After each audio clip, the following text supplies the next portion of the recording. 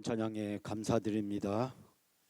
우리가 지금은 2026년 다시 새롭게 후반전을 시작했습니다. 여러분이 지난 주일부터 시작해서 이제 오늘 수요 저녁 예배까지 총 6번의 저의 말씀을 여러분이 함께 저와 나누면서 이제 7월 1일 전반전이 끝나고 후반전이 시작됐습니다. 저는 그렇게 생각합니다. 이제 2026년을 새로 시작한다. 우리가 1월 첫째 주 첫날을 시작했던 그때의 그 마음과 자세를 가지고 우리가 다시 1월 달부터 6월 달까지 있었던 모든 일은 없었던 걸로 하고 이제 2026년이 새롭게 시작된다. 7월 1일 오늘이 1월 1일이다 라는 생각을 가지고 우리가 함께 했으면 참 좋겠습니다. 제가 지난주도 잠깐 보여준 적이 있는데 지난번에 서울 우리 안희순 권사님 따님 문상을 갔다가 저희들이 서울 롯데타워 최근에 가장 한국에서 높은 빌딩이죠. 그 빌딩 1층에 런던 베이글이라는 데 갔다는 얘기를 제가 말씀을 드렸습니다.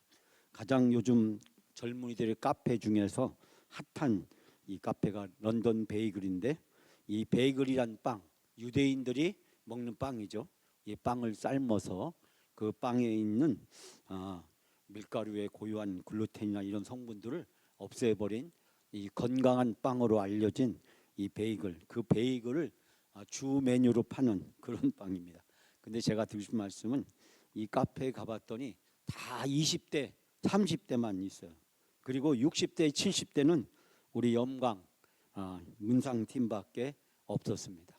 20, 30대 가득 있는 모습을 보면서 그 롯데타워 1층 그다음에 석촌호수 주변을 걸을 때 많은 젊은이들을 보면서 그런 생각을 했습니다. 우리 성도님들이 길거리를 걸으면서 환하게 웃는 모습들을 보면서 또 우리 김태환 장로님이 사진을 찍으니까 서울에 있는 사람들이 그걸 보고 아가씨들이 막 웃고 그랬습니다. 저 사람들 촌사람이구나. 촌에 왔다는 걸 저렇게 드러내는구나. 길거리에서 사진 찍는 사람은 촌사람밖에 없거든요. 거기다가 이렇게 손을까지 들고 하니까 얼마나 그 사람들이 보기에 재미난 풍경이었겠어요. 여러분, 제가 그런 생각을 했습니다. 우리가 다시 청춘으로 되돌아갈 수 있다면, 우리가 다시 20대, 30대 그 시절로 돌아갈 수 있다면 얼마나 좋을까라는 생각을 했습니다. 지난주에 또한 성경 박물관을 방문했습니다. 그 박물관에 가서 그 박물관에서 성경에 대한 과거와 현재의 이야기, 오랜 구약과 신약의 이야기들 하나씩 2시간에 걸쳐서 긴 시간이지만 이 설명을 들으면서 또 그 함께했던 우리 성도들의 밝은 표정들을 보면서 제가 그런 마음을 또 생각했습니다. 우리가 20대, 30대의 그 젊은 청춘이라고 한다면 그 시절로 다시 우리가 되돌아갈 수 있다면 얼마나 좋을까 그런 생각을 함께 했습니다. 그래서 오늘 주신 말씀을 함께 준비하면서 그 뜨거운 감격, 우리가 그 젊었을 때의 감격, 주님을 처음 만났을 때 그 감격, 첫사랑을 했을 때 그 감격에 우리 자신을 다시 세우는 그런 시간이 됐으면 좋겠다. 우리가 어떻게 하면 나이에 상관없이 날마다 주님의 첫사랑의 그 뜨거운 감격과 기쁨을 가지고 신앙생활을 할 수 있을까? 2020년 새해를 시작하면서 우리에게 새해가 시작된다는 감격과 기쁨이 있었는지 모르겠지만 그러나 다시 이 시간에 주님을 처음 만났을 때 그때 내가 가졌던 그 뜨거운 감격과 기쁨을 우리의 삶에서 다시 회복하면 얼마나 좋을까라는 생각을 해보게 되었습니다. 요즘 현대인들이 가장 불안해하는 때는 언제인 줄 아세요? 지갑을 두고 왔을 때도 아니랍니다. 뭘 잃어버렸을 때도 아니라고 합니다. 바로 스마트폰 배터리가 빨간불이 들어왔을 때, 이제 스마트폰이 곧 꺼진다라고 할 때 현대인들은 가장 불안감을 느낀다고 합니다. 지갑보다도 그 어떤 소지품보다도 이 스마트폰이 켜져 있을 때 사람들은 마음의 안도감을 느낀다고 합니다. 그런데요, 우리 영혼의 배터리는 지금 몇 프로나 되어 있습니까? 여러분의 핸드폰은 몇 프로나 되어 있는지 우리가 늘 관심을 갖고 어디를 가든지 충전기를 찾아서 충전하기에 급급합니다. 그런데 막상 우리의 영혼은 얼마나 충전이 되어 있을까요? 여러분, 신라시대 때 유명한 악사가 있었습니다. 그런데 그 악사는 왕 앞에서 검은고를 연주하게 되었습니다. 그런데 막상 왕 앞에서 검은고를 연주하려고 하는데 이 검은고가 제 소리를 내지 못했습니다. 그가 왕 앞에 나오는 동안 마침 장마가 왔고 그 장마로 인해서 검은고의 줄이 늘어져 있었습니다. 집에서 연습할 때와 이제 이 장마로 왕궁에 오는 사이에 그 검은고의 줄에 습기가 차서 그만 둔탁하고 흐리멍텅한 소리가 나기 시작했습니다. 악사는 여기에서 연주를 멈추고 왕에게 양해를 구한 다음 불 위에 검은고를 살짝 올려서 말렸다고 이야기합니다. 그리고 나서 줄을 다시 팽팽하게 조인 다음 연주를 시작하자 비로소 맑고 청한 소리가 온 궁궐에 퍼졌다라고 이야기를 합니다. 사랑하는 여러분, 우리의 신앙도 마찬가지입니다. 우리가 전반전을 바쁘고 분주하게 달려오면서 우리도 모르는 사이에 영적인 줄이 느슨하게 늘어지지는 않았는지, 우리가 예배를 드리고 있지만 예배에 감격이 없고 기도하고 있지만 기도의 응답에 확신이 없고 찬양을 하지만 그 찬양의 가사에 은혜를 느끼고 있지 못할 때, 우리가 영적으로 정체에 빠져 있을 때 우리는 그 상태를 영양실조 상태라고 이야기합니다. 영적으로 우리가 늘어져 있지는 않은지, 영양실조 상태에는 빠져 있지 않은지 우리 자신을 돌아보게 됩니다. 사랑하는 여러분, 오늘 본문에 등장하는 다윗도 마찬가지였습니다. 그는 왕궁의 편안함 속에서 영적으로 무뎌졌고 치명적인 죄를 지었습니다. 그는 하나님과의 뜨거운 첫사랑을 잃어버린 채 세상의 유혹과 탐욕에 빠져버렸습니다. 다윗은 자기가 죄를 지은 것을 깨닫게 됐을 때 그는 가슴을 찢으면서 하나님 앞에 부르짖습니다.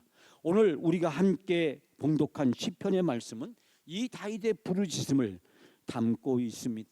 다윗이 죄로부터 벗어나서 영적 회복을 간절히 갈망하는 다윗의 부르짖음이 이 시편의 시 속에 담겨져 있습니다.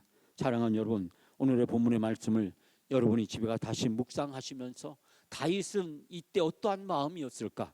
다윗은 어떻게 하나님 앞에 회복을 간구하고 있었을까? 사랑하는 여러분, 오늘 주신 말씀을 통해서 저는 첫사랑의 회복을 위한 세 가지 단계를 여러분과 같이 함께 나누고자 합니다. 오늘 주신 말씀을 통해서 다윗은 그의 첫사랑을 회복을 하기 위한 단계를 거치게 되었는데 그 첫 번째 단계는 바로 우슬초의 정결함, 즉 보혈의 피로 씻어야 된다는 사실을 우리에게 가르쳐주고 있습니다. 이 시간 다 같이 우리 함께 7절 말씀을 함께 봉독합니다. 우슬초로 나를 정결하게 하소서. 내가 정하리이다. 나의 죄를 씻어 주소서. 내가 눈보다 희리이다. 아멘. 다윗은 하나님 앞에 부르짖고 기도하면서 우슬초로 자기를 정결하게 해달라고 이야기합니다. 이 우슬초는 이스라엘 백성이 유월절 날 밤 양의 피를 문설주에 바를 때 썼던 풀이었습니다. 즉 양의 피를 그냥 바르는 것이 아니라 이 우슬초를 사용해서 그들이 바로 이 양의 피를 문설주에 바르는데 사용했다는 것입니다. 나병 환자가 깨끗함을 입었을 때 피를 뿌리는 도구였고, 다윗이 우슬초를 간구한 것은 단순한 도구를 달라는 것이 아니라 어린 양의 피, 즉 그 양의 피를 통해서 자기 자신의 죄를 속죄해달라고 하는 간절한 고백입니다. 제사장이 어린 양을 잡아서 하나님 앞에 피를 뿌리며 죄사함을 간구하듯이 이제 다윗은 기도하면서 그 우슬초로 나를 정결하게 해 주십시오. 그러면 내가 깨끗하게 될 것입니다. 나를 씻어 주십시오. 내가 눈보다 더 희게 될 것이라고 하나님 앞에 부르짖고 있습니다. 첫사랑이 식어갈 때 그 이유는 죄가 우리의 심령에 더러운 이끼처럼 끼었기 때문입니다. 죄가 있으면 하나님과 우리 사이에 통로가 막히게 되고, 우리가 예배를 드려도 찬양을 불러도 기도를 해도 하나님 앞에 응답되지 못하고, 하나님 앞에 응답되지 못하는 예배와 기도와 찬양을 드릴 때 우리는 은혜와 감격과 기쁨을 누릴 수 없습니다. 사랑하는 여러분, 예수 그리스도의 십자가의 보혈로 우리는 하나님 앞에 나가야 됩니다. 우리의 의지와 노력으로는 이 영적 침체에서 벗어날 수 없습니다. 오직 예수 그리스도의 십자가의 보혈만이 우리를 눈보다 희게 씻어 주십니다. 후반전을 시작하면서 내 안에 굳어진 마음, 딱딱해진 마음, 영적으로 무뎌진 마음이 예수 그리스도의 보혈로 깨끗하게 씻어지는 정결함이 있어지기를 주님의 이름으로 축복합니다. 여러분, 한 말썽꾸러기 아이가 있었습니다. 근데 학교에서 돌아와 스케치북에 그림을 그린다고 그가 그림을 그렸는데, 이 스케치북에 까만 크레파스로 온통 시커멓게 그리고 말았습니다. 그가 그 칠해진 그 스케치북에 까만 그 낙서를 지우려고 했지만, 지우려고 하면 할수록 오히려 도화지는 더 까맣게 더럽게 번져만 가는 것을 느끼고 이 아이는 당황에 빠졌습니다. 그리고 울상이 되어서 엄마를 찾아갑니다. 그리고 엄마에게 말없이 바로 그 스케치북을 주면서 눈물을 글썽거립니다. 엄마는 말없이 그 아이를 안아주면서 새 스케치북을 그에게 펼쳐 주었습니다. 사랑하는 여러분, 우리가 영적 침체에서 벗어나려고 우리의 의지와 노력으로 발버둥을 치면 칠수록 얼룩은 더욱더 번져갑니다. 우리가 아무리 그 얼룩을 지우려고 해도 그 얼룩은 번져가기만 하지 결코 지워지지 않습니다. 이제부터 내가 새로운 각오와 결심을 해야지 다짐을 해도 소용없습니다. 여러분, 오직 예수 그리스도의 십자가의 보혈만이 우리를 깨끗하게 씻길 수가 있습니다. 우리가 오늘 함께 부른 찬양 보혈을 지나, 보혈을 지나지 않고는 아버지 품에 나갈 수 없고, 보혈을 지나지 않고는 하나님 품에 나갈 수 없고, 보혈을 지나지 않고는 우리의 죄를 사해 주시는 은혜를 누릴 수 없습니다. 사랑하는 여러분, 우리의 신앙도 2026년 새해 바쁘게 달려왔지만 우리도 모르는 사이에 영적 줄이 느슨해졌고, 우리의 예배와 기도와 찬양은 감격과 기쁨을 잃은 채 검은고 줄처럼 처진 상태로 우리도 영적으로 우리 자신이 후퇴하고 있음을 발견하게 됩니다. 여러분, 그때 필요한 것이 무엇입니까? 줄을 다시 팽팽하게 조이는 것입니다. 오늘 주신 이 말씀처럼 하나님 앞에 간절히 기도하고 부르짖는 것입니다. 다윗이 가슴을 찢으면서 우슬초로 정결하게 해달라고 하나님 앞에 부르짖었던 이 부르짖음이 여러분의 부르짖음이 되기를 주님의 이름으로 축복합니다. 두 번째, 다윗의 기도는 성령의 임재, 즉 주의 성령을 거두지 말아달라고 그는 하나님 앞에 간절히 기도하고 있습니다. 자, 우리가 오늘 함께 봉독했던 10절, 11절 말씀 이 시간 다 같이 함께 봉독합니다. 하나님이여, 내 속에 정한 마음을 창조하시고 내 안에 정직한 영을 새롭게 하소서. 나를 주 앞에서 쫓아내지 마시며 주의 성령을 내게서 거두지 마소서. 아멘. 여러분, 우슬초로 정결함을 구한 다윗은 이제 자기 자신을 새롭게 하게 해달라고 간절히 기도합니다. 내 속에 깨끗한 마음을 새로 지어주시고 내 안에 정직한 새 영을 넣어달라고 그가 기도합니다. 여기서 그가 내 마음을 창조하시고, 이 창조했다는 뜻은 바로 하나님이 창세기 1장에서 천지를 무에서 유로 창조하시듯이 이제 자기 자신을 새롭게 만들어 달라고 기도합니다.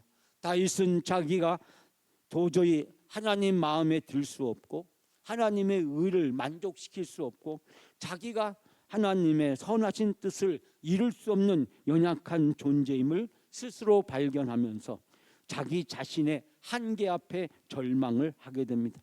그래서 다윗의 기도는 하나님 앞에 나를 새롭게 만들어 달라고 그가 간절히 부르짖고 있습니다. 다윗은 내 마음을 대충 수리하게 해달라고 하나님 앞에 기도하는 것이 아닙니다.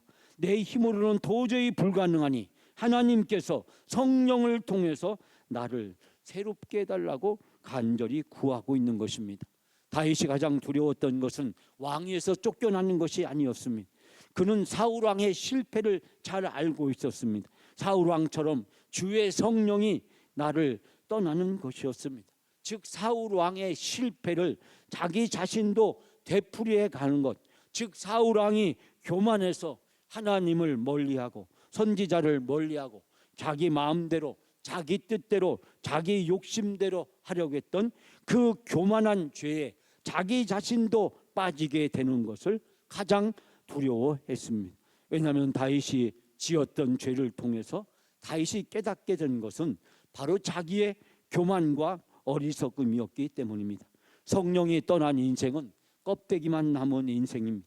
겉은 화려하지만 속은 텅 비어있는 인생, 신앙생활을 그럴듯하게 하고 적당한 열심과 헌신과 봉사가 있는 듯하지만 막상 살아있는 신앙이 아니라 죽은 신앙, 죽은 인생을 살아가는 우리 자신들의 모습을 발견하게 됩니다. 사랑하는 여러분, 한여름에 에어컨이 고장이 났습니다. 그리고 에어컨 앞에서 그 사람이 이야기합니다. 부채를 가지고 에어컨을 향해 붙이면서 시원해져라, 시원해져라 열심히 외치고 부채질합니다. 여러분, 그렇다고 해서 고장난 에어컨이 다시 돌아갈까요? 고장난 에어컨에서 시원한 바람이 나올 수 있을까요? 여러분, 서비스 기사가 와서 실외기 모터를 완전히 새로 갈아야 찬 바람이 나오게 되는 것입니다. 우리의 심령도 마찬가지입니다. 우리가 머릿속으로 뜨거워져라 아무리 100번을 외친들 무슨 소용이 있겠습니까? 하늘의 기사이신 성령님이 오셔서 우리의 찬 가슴에 성령의 불을 지펴 주어야 우리가 첫사랑을 회복할 수 있습니다. 주님, 내 힘으로는 안 됩니다. 성령의 불을 내려 주옵소서. 오늘 이 다윗의 고백과 부르짖음이 여러분의 고백과 부르짖음이 되기를 주님의 이름으로 축복합니다. 사랑하는 여러분, 오늘 우리가 함께 이 말씀을 붙들고 하나님 앞에 간절히 우리의 첫사랑의 회복을 위해서 간절히 기도할 때 하나님의 성령이 우리에게 부어지고 그 성령을 통해서 우리가 첫사랑의 감격과 기쁨을 회복하게 될 줄 믿습니다. 사랑하는 여러분, 오늘 우리가 함께 이 말씀을 붙들고 기도하면서 하나님의 놀라운 은혜를 부어주시고 우리 자원하는 모든 심령에 회복시켜 주시는 놀라운 은혜가 나타나게 될 줄 믿습니다. 오늘 12절 말씀에서 이제 영적으로 새롭게 회복되는 우리의 최종 목적지 예배의 회복을 바로 다윗은 이렇게 고백합니다. 자, 우리가 12절 말씀 다 같이 함께 봉독합니다. 주의 구원의 즐거움을 내게 회복시켜 주시고 자원하는 심령을 주사 나를 붙드소서. 아멘.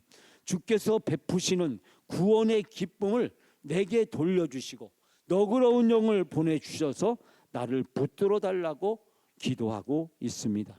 첫사랑이 살아있는 사람의 특징은 구원의 즐거움이 있고 자원함이 있는 사람입니다. 시키지 않아도 예배 자리에 나와서 찬양하며 기도하며 하나님 앞에 눈물을 흘립니다.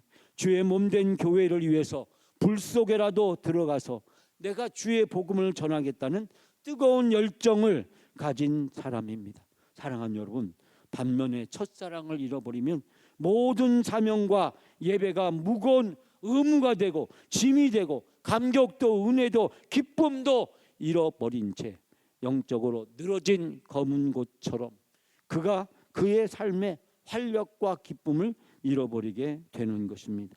사랑하는 여러분, 하나님이 진정 우리에게 원하시는 것은 무엇일까요? 오늘 17절 말씀에서 바로 다윗은 이렇게 고백합니다. 자, 우리가 17절 다 같이 마지막으로 함께 봉독합니다. 하나님께서 구하시는 제사는 상한 심령이라. 하나님이여 상하고 통회하는 마음을 주께서 멸시하지 아니하시리이다. 아멘. 하나님께서 원하시는 제사, 제물은 깨어진 마음. 이 상한 심령이라는 말을 다른 말로 표현하면 깨어진 마음이라는 것입니다. 깨어지고 짓밟힌 심령을 하나님께서 멸시하지 않으신다라고 이야기를 하고 있습니다.